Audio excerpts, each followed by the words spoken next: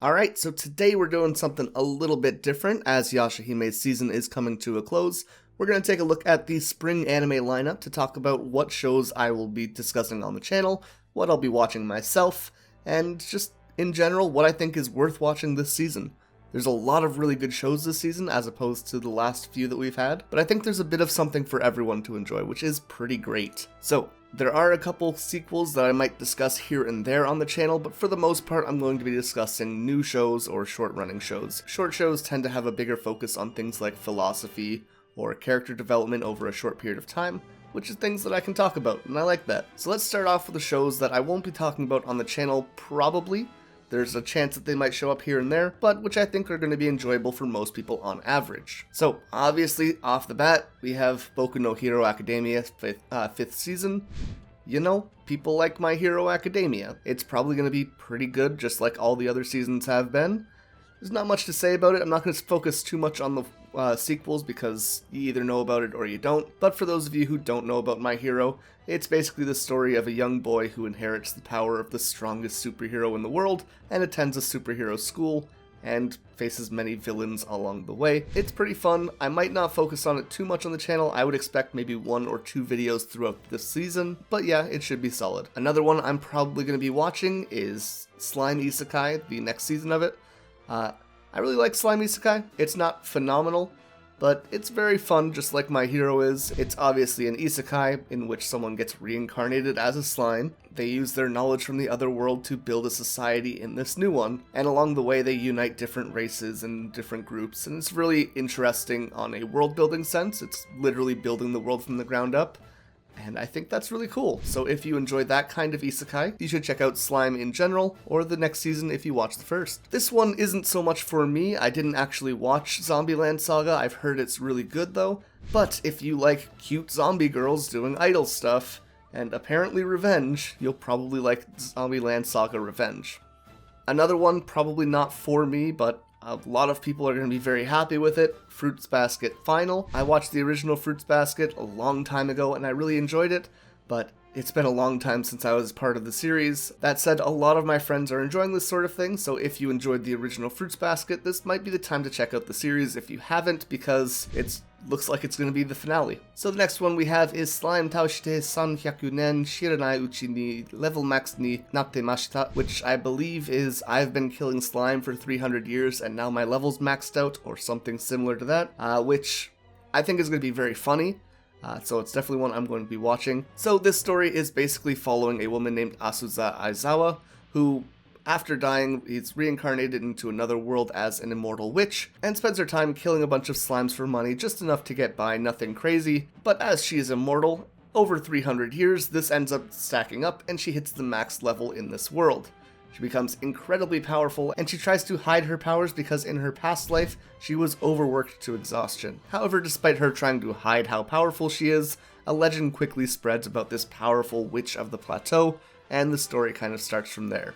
So it's going to be probably a very cute comedy series, and that's pretty great. I need 1 or 2 of those every season. This is kind of going to fill that niche. Now, the next one is one that I'm not so excited about. I'm going to check it out, but I'm probably not going to stick with it based on what I've seen so far. It's called Mars Red. So basically this world has vampires. It's set in 1923, which is kind of neat. And the number of vampires in the world is just jumping up and up and up, largely because of an artificial blood that's become available. So the government decides to hire a group of vampires to hunt down other vampires. I guess it's like knockoff Hellsing. It should be okay. I'm not expecting great things, but if they do it right, it could be fun. Subaraki Kono Sekkai the animation, The World Ends With You. This was a game that I played on the DS that's getting an anime. I'm not expecting it to be phenomenal, but it was something that I have a bit of nostalgia towards, so I'm going to check it out. Probably won't stick with it all the way, but who knows, it could be good. So, Super Cub, this is probably going to be a very wholesome and cute anime. It basically follows the story of Koguma, a girl who doesn't have a family, no friends, no hobbies, not really anything going for her. However, one day she's given a Honda Super Cub, which is just this old motorcycle, and she starts meeting new people and going on adventures, really expanding her life as a result of that, and I think it's going to be very wholesome and cute. I like this kind of anime where just, like, it's very feel-good, starting from nothing, So I'm very excited to check out Super Cub. It's not on the top of my list, obviously, we haven't hit those yet, but it is getting close to that. And the last one in our honorable mentions for 2021 spring anime season is going to be Cestus the Roman Fighter. So this tells the story of an orphan in the Roman Empire around 54 AD who becomes a slave and is put through school to become a pugilist, I don't know how to pronounce it, but it's a fist fighter basically, working in coliseums or smaller fighting rings. And just like most Roman slave coliseum movies, he's going to be fighting to get his freedom back. You know, it has the gladiator vibe, it has the historical elements. All of that looks really fun and interesting. It's a kind of sports or martial arts anime if you like that sort of thing. The only thing that I'm not super crazy about is that it's all in 3D. And, you know, that can go pretty well or pretty horribly, but it tends to go not so great. I'm gonna check it out. Who knows, it might pleasantly surprise me, but I'm not really holding my breath because a lot of times the 3D anime just doesn't do it for me. So we're officially in the 8 anime that I want to be discussing on my channel fairly regularly. Expect either weekly reviews or at least discussions every other week following the anime, assuming time goes well. But these should all be things that really work for me, and I'm hoping you enjoy them as well, because that's what I'm going to be talking about. So the first one we have is Mashiro no Oto. So this tells the story of a boy named Sawamura Setsu, who grew up with his brother listening to his grandfather play the shamisen, basically a special Japanese guitar. After the grandfather passes away, Setsu drops out of school, moves to Tokyo, and basically just starts drifting, really relying on his shamisen to get by. However, after a little bit of time passes, his estranged mother, who is very rich, comes back into his life, brings him back to school where he re-enrolls, and he falls back in love with the shamisen. It becomes a passion thing. This is kind of the low end of the ones that I'm very excited for, but music anime always gets me, character growth series always get me, and, you know, this has a lot of the elements that I like towards things. It has a almost reverse Your Lie in April vibe to me, and I'm down to watch it. Next one, Eden Zero. Eden Zero is another story by Hiromashima, the man who created Fairy Tail. I'm not expecting this to be top tier animation because, you know, the guy who created Fairy Tail, but what I'm expecting is a story that involves a decent amount of action, some characters that I'm going to grow to love, and a lot of sad moments that are very memorable. This is not a sequel to Fairy Tail, even though Happy is in it, and a lot of the characters look very similar. That's been a common complaint that I've heard. And I don't know too much about it, but I do know that it mostly takes place in space, which is a bit of a change from what we've seen in Fairy Tail. All I know is I typically tend to really enjoy Fairy Tail, and that this is going to have a very similar vibe, so I'm going to check it out. Okay, so from here on, these are all shows I am extremely excited for. The last two were definitely ones I wanted to see, but these are the big ones. So, firstly, we have Shaman King 2021. This is a remake of the original Shaman King. The original kind of split off from the manga because it hadn't been completed yet, similar to the 2003 Fullmetal Alchemist. However, Shaman King 2021 is going to be more like the Brotherhood, where it follows the manga more directly, and I'm pretty damn excited for that. For those who don't know, Shaman King follows the story of a boy named Yo, who is a shaman. He can see and interact with the world of the dead, and he has the power to bind with spirits. Early on in the show, he meets a samurai spirit named Abidamaru. They become bound together, and then they go on to join this basically big shaman fight tournament, in which the winner will become the Shaman King, someone who can bind their soul with the spirit of the entire world. It's pretty cool. There's going to be a lot of great fight scenes, a lot of action, a lot of character development, and a lot of historical references through the spirits. So if you enjoy any of that, be sure to check out Shaman King 2021. Fumetsu no Anatae, or To Your Eternity. This is the story of It, a mysterious, immortal being who is sent to Earth, who is basically a blank slate. There's no emotion, there's no identity, but it does have the ability to copy the form of those around it. It starts by copying things like rocks or snow, but eventually it copies an animal and gains consciousness. From here it copies a young boy and gains sentience. Now, taking the form of the boy, it begins a never-ending journey in search of new experiences, places, and people. Basically, this is just going to be a beautiful story of someone learning about the wonders of the world. I think it's going to be very beautiful, and just looking at the footage we have here, it's going to be something very nice to watch. Next up, we have an anime called Please Don't Bully Me, Miss Nagatoro, which I've been hearing about this manga basically non-stop from my good friend Dakota Broski for probably 2 years now. If you don't know Dakota, I will link his channel down below. What a good lad. I absolutely love this man, and he does a lot of Nagatoro content. Nagatoro follows the story of, well, Nagatoro, a girl who's kind of a bully. Her and her friends find this guy doing art and begin to tease him or bully him, trying to make him uncomfortable in general. However, they end up spending so much time together that they become uneasy friends, and over time they might even start having feelings for each other. It's supposed to be real cute, it's supposed to be real fun, it's supposed to be really funny. It has a lot of things going for it from what I've heard, and it should be a solid one to check out. Now, we are in the top 3 of the shows that I want to check out. None of these I really had any expectation for going into this, and didn't really know about most of them for the most part, but God, do they look interesting to me.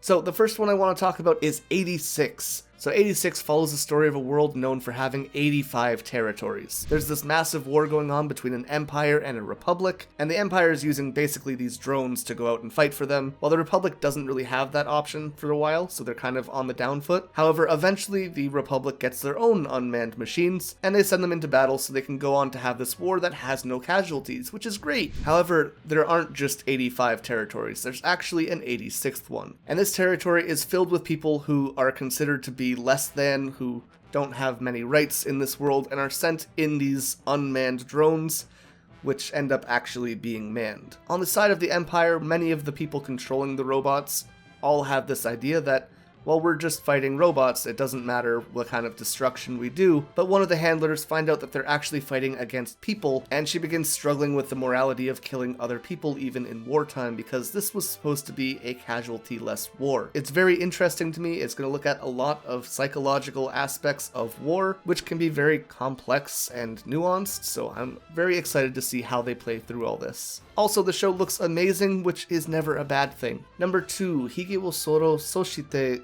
Joshikose wo hiro, which translates to I shaved, then I brought a high school girl home. Now, not the greatest title, not in the great light, definitely a light novel, but it basically follows the story of an office worker who has had this massive crush on his coworker for like 5 years now, and he finally gets the nerve to ask her out only to be rejected. On the way home one night, he finds a high school girl sitting on the side of the road who needs a place to stay, and she offers him some sexual favors so that she could stay at his house. He says he doesn't need any of that, but she can stay at his place anyways for the night, and she accepts, saying that for the last 6 months, she's been basically giving herself away to people so that she could have a place to stay. She again offers herself to the guy, trying to seduce him so that she could stay there, and he says, listen, you don't gotta do any of that. If you help out with laundry and dishes and things around the house, that's more than enough. And from here they start this friendship or relationship where they kind of start getting each other back on track. I think it's going to be very cute and wholesome. I'm sure this is going to be one that tries to get cancelled, but you know, it's going to be a fun watch. There's going to be a lot of character development, and I'm expecting some emotional scenes, which is basically what I live for in anime. And the show which I am most excited for is Jouran, the Princess of Snow and Blood. So this is set in an alternate history Japan around 1931, and in this version of Japan's history, the Meiji period never began. The Tokugawa period is extending. This is the period very shortly after the Sengoku period, in which Inuyasha is set in, if you enjoy Inuyasha. This show gives me major Demon Slayer vibes as well, which, you know, pretty good. It looks gorgeous, and it follows the story of Nue, an executioner squad working for the Tokugawa government, and this struggle takes place between this group who's trying to overthrow the government and the executioners. Apparently the story will follow Sawa Yukimura, whose family was killed when she was young, and who's searching for someone named Janome, who's an executioner for the Nue. A lot going on here. We have alternate history, we have some supernatural abilities by the looks of it, and some political conflict. A lot of really cool things that appeal to me in a very strong way, along with some very gorgeous animation.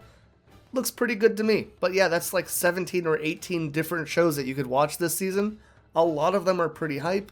A bunch of them I'm going to try and talk about on the channel, so there's going to be a ton of content coming your way about them if you tend to check them out. I'm obviously most excited for the last 3 I mentioned. I think they're all going to be very good and very much so up my alley. A lot of history and yokai inspired shows, as well as a lot of like political strife and civil war kind of shows, which, you know, that as someone who studied military history, That's pretty cool to me. I like that.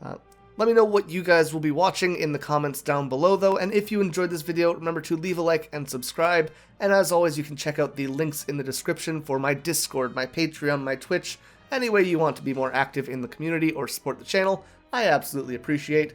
With all that being said though, a big thank you goes out to our Patreon, with our Dai Yokai Ikerochu, Jacob Wiley, and Iffy Babes, our Yokai NL Cruz, Blood Wolfmon, Jamie Heck, Joker Rose, and Lucifina Akuma, and our Hanyo, Anthony Hogan, ICE Wallow Cum, Kiwi Dog, Love the Kiwi, Michael Greco, Negakitty, Samantha Olsen, Savage Camel, and Simon Electric.